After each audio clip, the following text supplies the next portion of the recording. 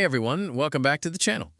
In this video, I'll show you how to fix Xbox Game Pass error 0x803F8001 on PC. Follow these methods step by step until your issue is resolved. Let's get started. First, open the Start menu and type Date and Time Settings. Click on it. Make sure your time zone is correct. Turn on Set Time automatically. Scroll down and click on Sync Now. Make sure your date and time are fully synced. Now check if the issue is fixed. Open the Start menu and type Xbox. Click on App Settings. Scroll down and click Terminate. Then click Reset.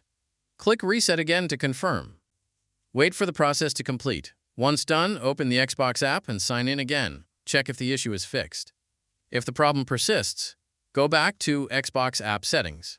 Click on Uninstall. Click Uninstall again to confirm. Wait for the app to be removed. Now open the Start menu and type Microsoft Store. Open it. Search for Xbox. Download and install the Xbox app again. Once installed, sign in to your account. After completing these steps, the error should be fixed.